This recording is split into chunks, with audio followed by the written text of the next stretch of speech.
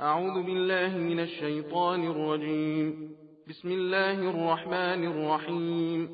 فما كان جواب قومه إلا أن قالوا أخرجوا آل لوط من قريتكم إنهم أناس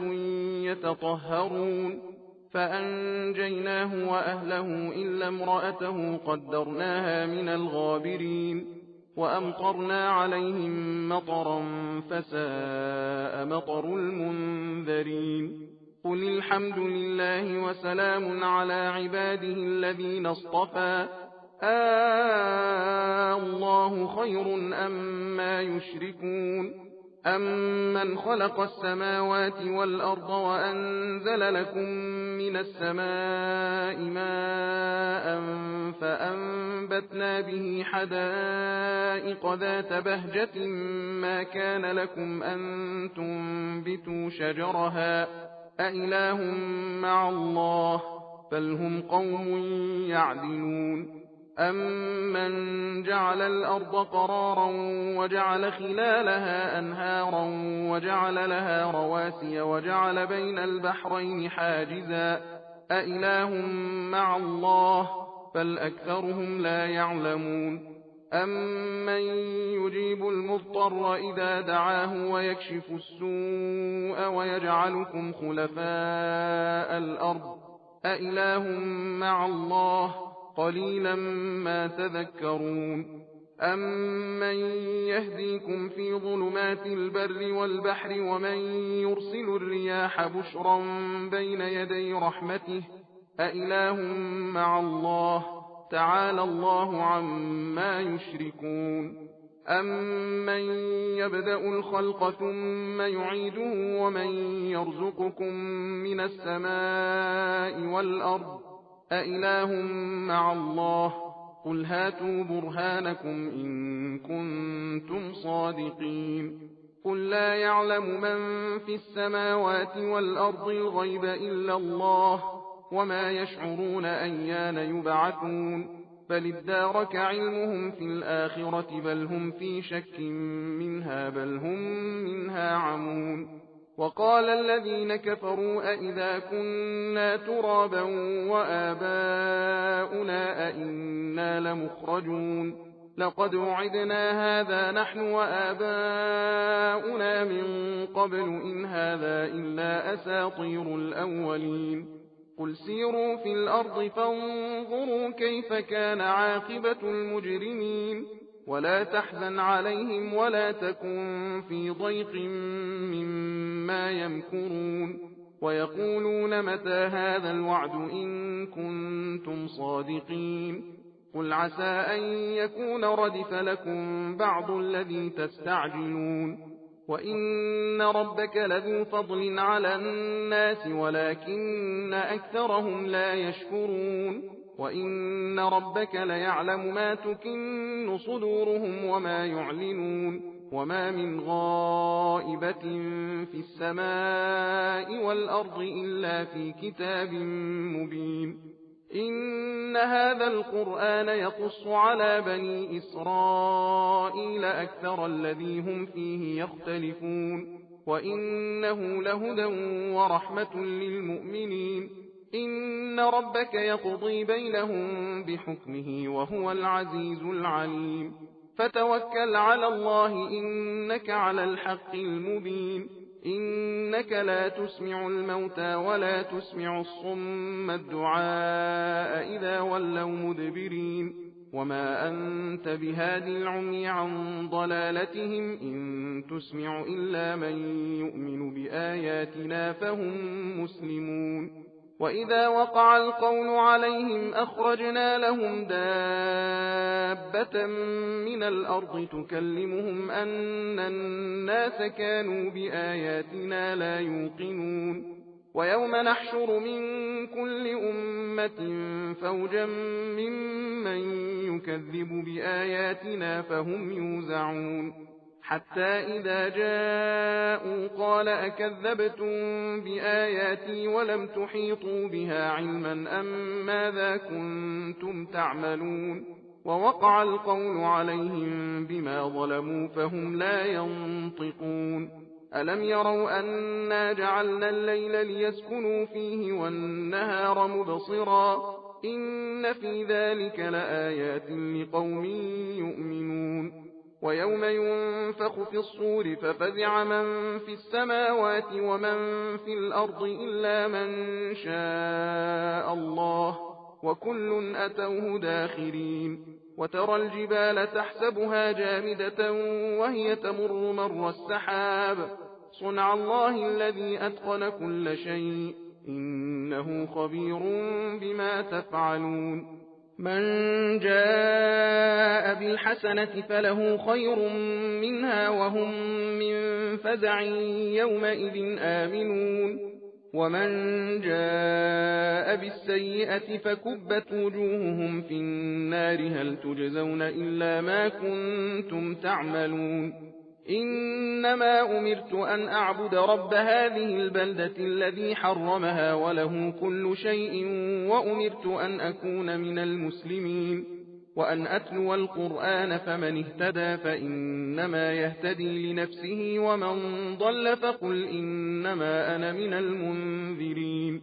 وقل الحمد لله سيريكم آياته فتعرفونها وما ربك بغافل عما تعملون بسم الله الرحمن الرحيم طاسيم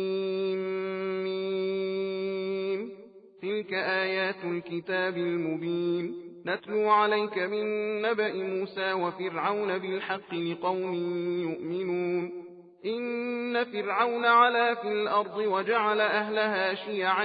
يستضعف طائفة منهم يذبح أبناءهم ويستحيي نساءهم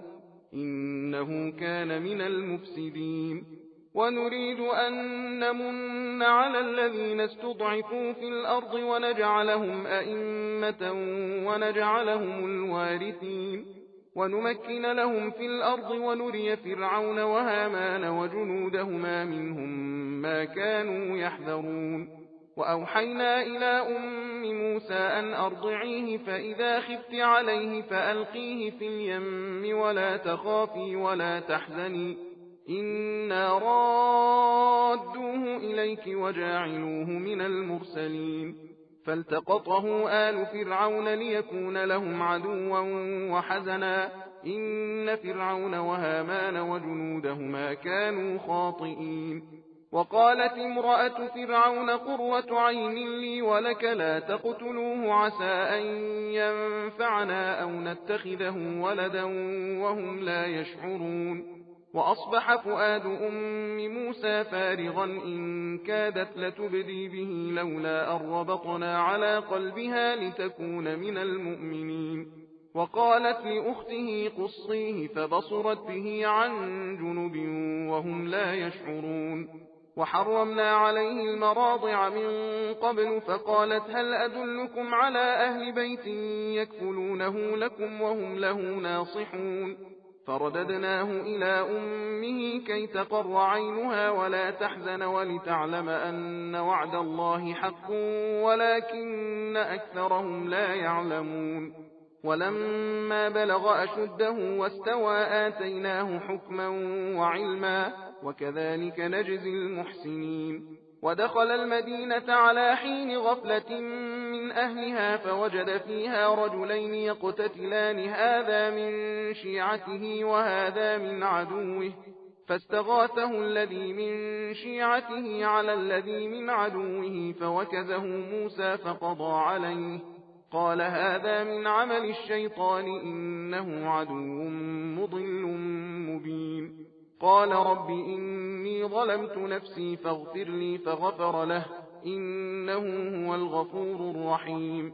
قال رب بما أنعمت علي فلن أكون ظهيرا للمجرمين فأصبح في المدينة خائفا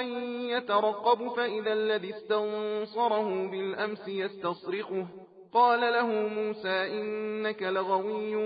مبين فلما أن أراد أن يبطش بالذي هو عدو لهما قال يا موسى أتريد أن تقتلني كما قتلت نفسا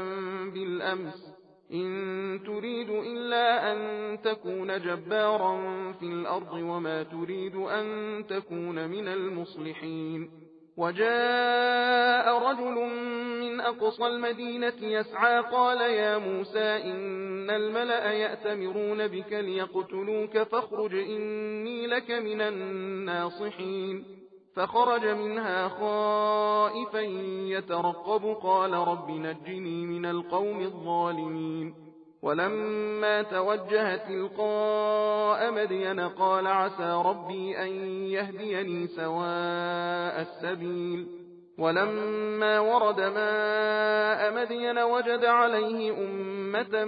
من الناس يسقون ووجد من دونهم امرأتين تذودان قال ما خطبكما قالتا لا نسقي حتى يصدر الرعاء وأبونا شيخ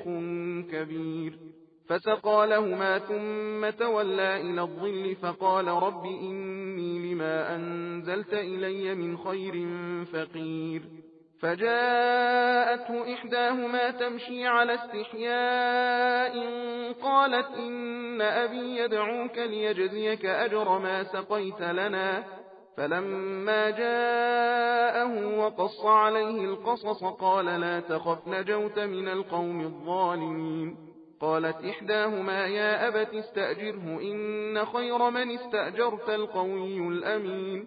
قال إني أريد أن أنكحك إحدى ابنتي هاتين على أن تأجرني 8 حجج فإن أتممت 10 فمن عندك وما أريد أن أشق عليك ستجدني إن شاء الله من الصالحين. قال ذلك بيني وبينك أيما الأجلين قضيت فلا عدوان علي والله على ما نقول وكيل. فلما قضى موسى الأجل وسار بأهله آنس من جانب الطور نارا قال لأهلهم كثوا إني آنست نارا لعلي آتيكم منها بخبر أو جذوة من النار لعلكم تصطلون. فلما أتاها نودي من شاطئ الوادي الأيمن في البقعة المباركة من الشجرة أن يا موسى إني أنا الله رب العالمين وأن ألق عصاك. فلما رآها تهتز كأنها جان ولا مدبرا ولم يعقب يا موسى أقبل ولا تخف إنك من الآمنين. أسلك يدك في جيبك تخرج بيضاء من غير سوء واضمم إليك جناحك من الرهب فذلك برهانان من ربك إلى فرعون وملئه إنهم كانوا قوما فاسقين. قال رب إني قتلت منهم نفسا فأخاف أن يقتلون وأخي هارون هو أفصح مني لسانا فأرسله معي يرد أن يصدقني إني أخاف أن يكذبون. قال سنشد عضدك بأخيك ونجعل لكما سلطانا فلا يصلون إليكما بآياتنا أنتما ومن اتبعكما الغالبون. فلما جاءهم موسى بآياتنا بينات قالوا ما هذا إلا سحر مفترى وما سمعنا بهذا في آبائنا الأولين. وقال موسى ربي أعلم بمن جاء بالهدى من عنده ومن تكون له عاقبة الدار إنه لا يفلح الظالمون. وقال فرعون يا أيها الملأ ما علمت لكم من إله غيري فأوقد لي يا هامان على الطين فاجعل لي صرحا لعلي أطلع إلى إله موسى وإني لأظنه من الكاذبين. واستكبر هو وجنوده في الأرض بغير الحق وظنوا أنهم إلينا لا يرجعون. فأخذناه وجنوده فنبذناهم في اليم فانظر كيف كان عاقبة الظالمين. وجعلناهم أئمة يدعون إلى النار ويوم القيامة لا ينصرون. وأتبعناهم في هذه الدنيا لعنة ويوم القيامة هم من المقبوحين. ولقد آتينا موسى الكتاب من بعد ما أهلكنا القرون الأولى بصائر للناس وهدى ورحمة لعلهم يتذكرون وما كنت بجانب الغربي إذ قضينا إلى موسى الأمر وما كنت من الشاهدين ولكننا أنشأنا قرونا فتطاول عليهم العمر وما كنت ثاويا في أهل مدين تتلو عليهم آياتنا ولكننا كنا مرسلين وما كنت بجانب الطور إذ نادينا ولكن رحمة من ربك لتنذر قوما ما أتاهم من نذير من قبلك لعلهم يتذكرون ولولا أن تصيبهم مصيبة بما قدمت أيديهم فيقولوا ربنا لولا أرسلت إلينا رسولا فنتبع آياتك ونكون من المؤمنين فلما جاءهم الحق من عندنا قالوا لولا أوتي مثل ما أوتي موسى أولم يكفروا بما أوتي موسى من قبل قالوا سحران تظاهرا وقالوا إنا بكل كافرون قل فأتوا بكتاب من عند الله هو أهدى منهما أتبعه إن كنتم صادقين فإن لم يستجيبوا لك فاعلم أنما يتبعون أهواءهم ومن أضل ممن اتبع هواه بغير هدى من الله إن الله لا يهدي القوم الظالمين ولقد وصلنا لهم القول لعلهم يتذكرون الذين آتيناهم الكتاب من قبله هم به يؤمنون وإذا يتلى عليهم قالوا آمنا به إنه الحق من ربنا إنا كنا من قبله مسلمين أولئك يؤتون أجرهم مرتين بما صبروا ويدرؤون بالحسنة السيئة ومما رزقناهم ينفقون وإذا سمعوا اللغو أعرضوا عنه وقالوا لنا أعمالنا ولكم أعمالكم سلام عليكم لا نبتغي الجاهلين إنك لا تهدي من أحببت ولكن الله يهدي من يشاء وهو أعلم بالمهتدين وقالوا إن نتبع الهدى معك نتخطف من أرضنا أولم نمكن لهم حرما آمنا يجبى إليه ثمرات كل شيء رزقا من لدنا ولكن أكثرهم لا يعلمون وكم أهلكنا من قرية بطرت معيشتها فتلك مساكنهم لم تسكن من بعدهم إلا قليلا وكنا نحن الوارثين وما كان ربك مهلك القرى حتى يبعث في أمها رسولا يتلو عليهم آياتنا وما كنا مهلك القرى إلا وأهلها ظالمون وما أوتيتم من شيء فمتاع الحياة الدنيا وزينتها وما عند الله خير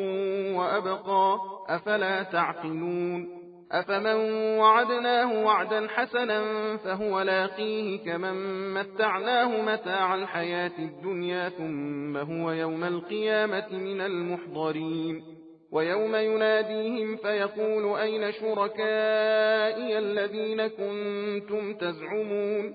قال الذين حق عليهم القول ربنا هؤلاء الذين أغويناهم كما غوينا تبرأنا إليك ما كانوا إيانا يعبدون وقيل ادعوا شركاءكم فدعوهم فلم يستجيبوا لهم ورأوا العذاب لو أنهم كانوا يهتدون ويوم يناديهم فيقول ماذا أجبتم المرسلين فعميت عليهم الأنباء يومئذ فهم لا يتساءلون فأما من تاب وآمن وعمل صالحا فعسى أن يكون من المفلحين وربك يخلق ما يشاء ويختار ما كان لهم الخيرة سبحان الله وتعالى عما يشركون وربك يعلم ما تكن صدورهم وما يعلنون وهو الله لا إله إلا هو له الحمد في الأولى والآخرة وله الحكم وإليه ترجعون قل أرأيتم إن جعل الله عليكم الليل سرمدا إلى يوم القيامة من إله غير الله يأتيكم بضياء أفلا تسمعون قل أرأيتم إن جعل الله عليكم النهار سرمدا إلى يوم القيامة من إله غير الله يأتيكم بليل تسكنون فيه أفلا تبصرون ومن رحمته جعل لكم الليل والنهار لتسكنوا فيه ولتبتغوا من فضله ولعلكم تشكرون ويوم يناديهم فيقول أين شركائي الذين كنتم تزعمون ونزعنا من كل أمة شهيدا فقلنا هاتوا برهانكم فعلموا أن الحق لله وضل عنهم ما كانوا يفترون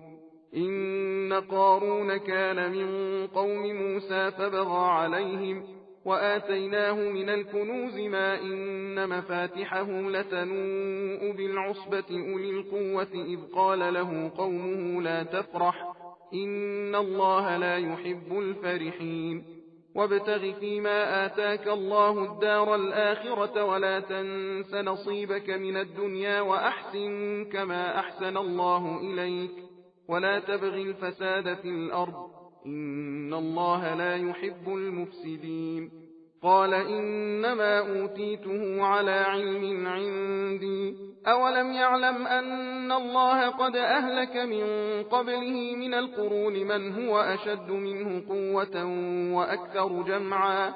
ولا يسأل عن ذنوبهم المجرمون فخرج على قومه في زينته قال الذين يريدون الحياة الدنيا يا ليت لنا مثل ما أوتي قارون إنه لذو حظ عظيم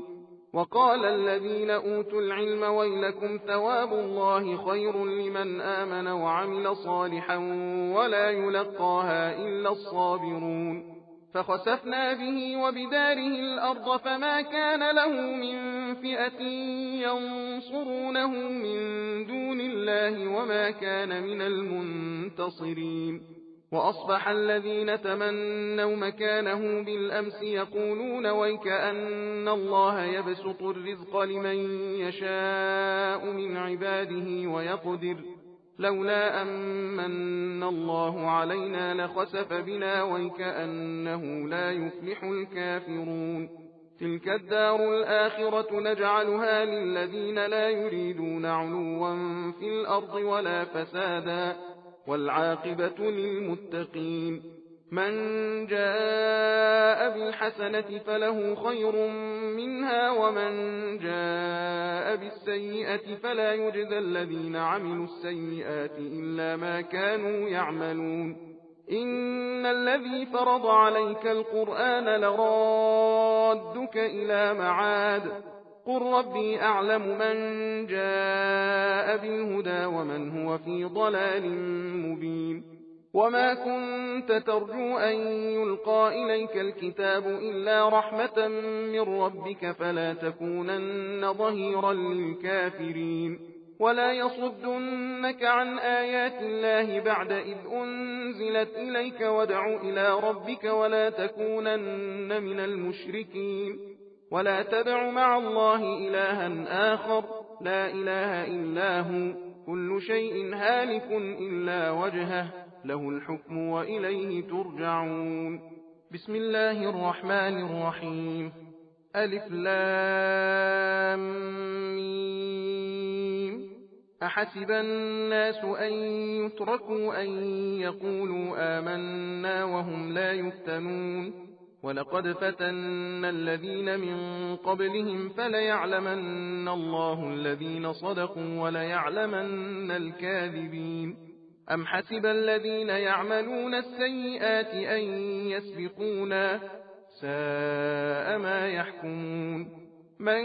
كان يرجو لقاء الله فإن أجل الله لآت وهو السميع العليم ومن جاهد فإنما يجاهد لنفسه إن الله لغني عن العالمين والذين آمنوا وعملوا الصالحات لنكفرن عنهم سيئاتهم ولنجزينهم أحسن الذي كانوا يعملون ووصينا الإنسان بوالديه حسنا وإن جاهداك لتشرك بي ما ليس لك به علم فلا تطعهما إلي مرجعكم فأنبئكم بما كنتم تعملون والذين آمنوا وعملوا الصالحات لندخلنهم في الصالحين ومن الناس من يقول آمنا بالله فإذا أوذي في الله جعل فتنة الناس كعذاب الله ولئن جاء نصر من ربك ليقولن إنا كنا معكم أوليس الله بأعلم بما في صدور العالمين وليعلمن الله الذين آمنوا وليعلمن المنافقين وقال الذين كفروا للذين آمنوا اتبعوا سبيلنا ولنحمل خطاياكم وما هم بحاملين من خطاياهم من شيء إنهم لكاذبون وليحملن أثقالهم وأثقالا مع أثقالهم وليسألن يوم القيامة عما كانوا يفترون ولقد أرسلنا نوحا إلى قومه فلبث فيهم 1000 سنة إلا 50 عاما فأخذهم الطوفان وهم ظالمون فأنجيناه وأصحاب السفينة وجعلناها آية للعالمين وإبراهيم إذ قال لقومه اعبدوا الله واتقوه ذلكم خير لكم إن كنتم تعلمون إنما تعبدون من دون الله أوثانا وتخلقون إفكا إن الذين تعبدون من دون الله لا يملكون لكم رزقا فابتغوا عند الله الرزق واعبدوه واشكروا له إليه ترجعون وإن تكذبوا فقد كذب من قبلكم وما على الرسول إلا البلاغ المبين أولم يروا كيف يبدئ الله الخلق ثم يعيده إن ذلك على الله يسير قل سيروا في الأرض فانظروا كيف بدأ الخلق ثم الله ينشئ النشأة الآخرة إن الله على كل شيء قدير يعذب من يشاء ويرحم من يشاء وإليه تقلبون وما أنتم بمعجزين في الأرض ولا في السماء وما لكم من دون الله من ولي ولا نصير والذين كفروا بآيات الله ولقائه أولئك يئسوا من رحمتي وأولئك لهم عذاب أليم فما كان جواب قومه إلا أن قالوا اقتلوه أو حرقوه فأنجاه الله من النار إن في ذلك لآيات لقوم يؤمنون وقال إنما اتخذتم من دون الله أوثانا مودة بينكم في الحياة الدنيا ثم يوم القيامة يكفر بعضكم ببعض ويلعن بعضكم بعضا ومأواكم النار وما لكم من ناصرين فآمن له لوط وقال إني مهاجر إلى ربي إنه هو العزيز الحكيم ووهبنا له إسحاق ويعقوب وجعلنا في ذريته النبوة والكتاب وآتيناه أجره في الدنيا وإنه في الآخرة لمن الصالحين ولوطا إذ قال لقومه إنكم لتأتون الفاحشة ما سبقكم بها من أحد من العالمين أئنكم لتأتون الرجال وتقطعون السبيل وتأتون في ناديكم المنكر فما كان جواب قومه إلا أن قالوا ائتنا بعذاب الله إن كنت من الصادقين قال رب انصرني على القوم المفسدين ولما جاءت رسلنا إبراهيم بالبشرى قالوا إنا مهلكو أهل هذه القرية إن أهلها كانوا ظالمين قال إن فيها لوطا قالوا نحن أعلم بمن فيها لننجينه وأهله إلا امرأته كانت من الغابرين ولما أن جاءت رسلنا لوطا سيء بهم وضاق بهم ذرعا وقالوا لا تخف ولا تحزن إنا منجوك وأهلك إلا امرأتك كانت من الغابرين إنا منزلون على أهل هذه القرية رجزا من السماء بما كانوا يفسقون ولقد تركنا منها آية بينة لقوم يعقلون وإلى مدين أخاهم شعيبا فقال يا قوم اعبدوا الله وارجوا اليوم الآخر ولا تعثوا في الأرض مفسدين فكذبوه فأخذتهم الرجفة فأصبحوا في دارهم جاثمين وعادا وثمود وقد تبين لكم من مساكنهم وزين لهم الشيطان أعمالهم فصدهم عن السبيل وكانوا مستبصرين وقارون وفرعون وهامان ولقد جاءهم موسى بالبينات فاستكبروا في الأرض وما كانوا سابقين فكلا أخذنا بذنبه فمنهم من أرسلنا عليه حاصبا ومنهم من أخذته الصيحة ومنهم من خسفنا به الأرض ومنهم من أغرقنا وما كان الله ليظلمهم ولكن كانوا أنفسهم يظلمون مثل الذين اتخذوا من دون الله أولياء كمثل العنكبوت اتخذت بيتا وإن أوهن البيوت لبيت العنكبوت لو كانوا يعلمون إن الله يعلم ما يدعون من دونه من شيء وهو العزيز الحكيم وتلك الأمثال نضربها للناس وما يعقلها إلا العالمون خلق الله السماوات والأرض بالحق إن في ذلك لآية للمؤمنين أتل ما أوحي إليك من الكتاب وأقم الصلاة إن الصلاة تنهى عن الفحشاء والمنكر ولذكر الله أكبر والله يعلم ما تصنعون صدق الله العلي العظيم.